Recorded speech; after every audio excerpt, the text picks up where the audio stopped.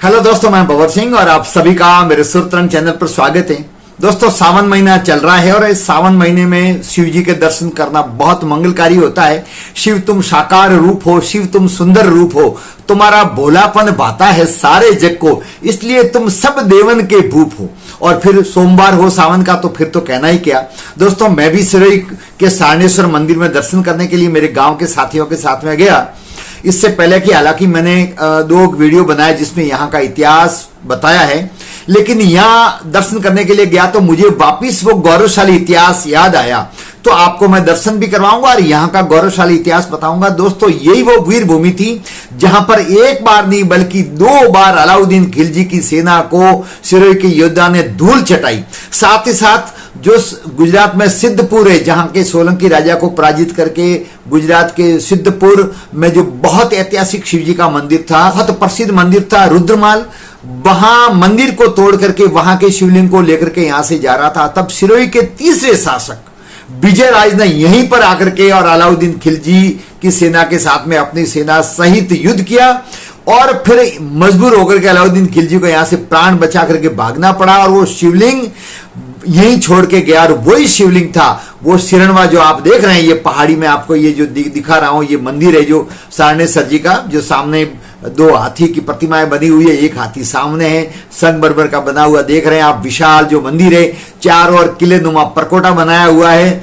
और दिखने में ये किसी किले से कम नहीं लगता है। यहीं पर सारनेश्वर जी मंदिर के अंदर जो शिवलिंग है वो वही रुद्रमाल महादेव सिद्धपुर का शिवलिंग जो अलाउद्दीन खिलजी यहाँ पर छोड़ के गया था, उसकी स्थापना यहाँ पर की थी।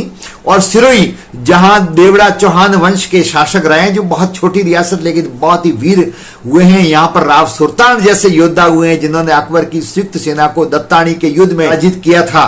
तो यहाँ का इतिहास बहुत गौरवशाली है। तो इसी मंदिर में जो शिवलिंग है वो रुद्रमाल सिद्धपुर का शिवलिंग है जिसको स्थापित किया गया था। साल था 1298 ईस्वी। उसके बाद में पराजित होने के बाद में अलाउद्दीन खिलजी यहां से गया, लेकिन बदला लेने की भावना से 10 महीने के बाद में फिर आया और यहीं पर आकर के सारनेश्वर मंदिर के सामने यहीं पर उसने वापस युद्ध किया। उस युद्ध में भी अलाउद्दीन खिलजी को मुंह की खानी पड़ी। रेबारी समाज, जिनको देवासी समाज भी कहते हैं, उन्होंने उस युद्ध में वृक्षों की ओट लेकर के अपने गोफन से और अपनी लाठी से इतना प्रहार किया कि अलाउद्दीन खिलजी की सेना को संभलने का मौका ही नहीं मिला और इस कारण से दोबारा अलाउद्दीन खिलजी यहां से पराजित होकर के और भाग करके गया। इस छोटी सी रियासत ने एक बार नहीं बल्कि 2 बार अलाउद्दीन खिलजी को धूल चटाई। दोस्तों, जन कथाओं के अनुसार ऐसी मान्यता है कि जब दूसरी बार अलाउद्दीन खिलजी आया तो उसको कुष्ठ रोग हो गया।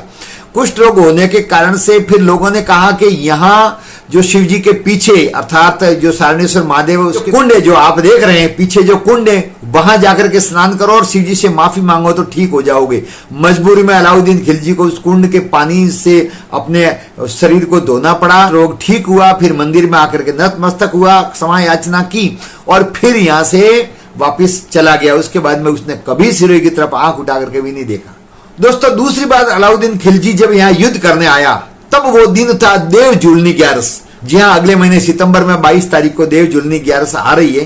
तो उस देव जुलनी 11 के दिन ये युद्ध हुआ था। इस कारण से रबारी समाज द्वारा दिया गया योगदान युद्ध में, उनकी वीरता को देखते हुए सम्मान पूर्वक सिरोही के महाराव ने उनको सम्मान देते हुए यहाँ मेला आयोजित होता है। उस मेले में एक दिन की शासन व्यवस्था की बागडोर रबारी समाज को सौंपी है, जो उस समय से अब तक परंपरा चली आ रही है। उस दिन लाल पगड़ी पहने हुए रबारी समाज के लाखों लोग उस मेले में आते हैं। ये मेला अपने आप में बहुत गौरवशाली है, पारंपरिक परंपरा और हमारी संस्कृति, परंपरा और मर्यादा का प्रतीक रूप में भी मनाया जाता है। वीरता को याद करते हुए मनाया जाता है और उस समाज को सम्मान देने के रूप में भी लोग याद करते हैं जिस समाज के रबारियों के योद्धाओं ने इस युद्ध में अपनी वीरता का परिचय देते हुए अलाउद्दीन खिलजी की सेना को भागने के लिए मजबूर कर दिया।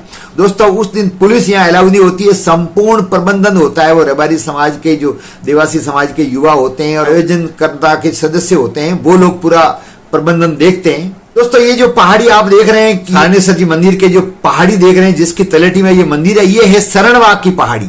जी हाँ दोस्तों, शरणवा की पहाड़ी होने के कारण से शरणेश्वर महादेव कहे गए। बाद में जाकर के कालांतर में शरणेश्वर को बोलते बोलते सारनेश्वर कहा जाने लगा। तो सारनेश्वर महादेव किस लिए कहा जाता है उसके पीछे का कारण ये, हमारे यहाँ स्थान विशेष के कारण से नाम भी मंदिरों के होते हैं। जैसे सुंदा माता कोई देवी नहीं है, लेकिन है तो चामुंडा, लेकिन सुंदा पहाड़ में स्थित होने के कारण से सुंदा माता कहलाई। इसी प्रकार से पहाड़ियों के अथवा किसी स्थान विशेष के पीछे भी महादेव जी के अथवा अनेक देवी देवताओं के नाम रखे गए। तो शरणवा की तलेटी में स्थित होने के कारण से शरणेश्वर महादेव बाद में जाकर के सारणेश्वर महादेव कहे जाने लगे। दोस्तों आप देख रहे हैं इस मंदिर की कितनी विशाल भव्यता है। संगमरमर का बना हुआ ये भव्य मंदिर है। अनेक आसपास में, जो जैसा मैं आपको दिखा रहा हूं दर्शन करते वक्त मैंने ये वीडियो लिया है, ये छोटे छोटे आसपास में बहुत सारे शिवलिंग हैं, बहुत सारी धर्मशालाएं भी हैं, बहुत सारे यहाँ ऐसे स्थान हैं जो बहुत पवित्र माने जाते हैं। ये विशाल दरवाजा है, आप देख रहे हैं। ये पास में भी शिव जी का जो मंदिर है और चारों ओर ये परकोटा है। शरणवा पहाड़ी की तलेटी में ये स्थित है और इसकी भव्यता देखते ही बनती है। और ये जो आप देख रहे हैं ये दूधिया तालाब है, हालांकि बारिश नहीं हुई इसलिए खाली पड़ा है।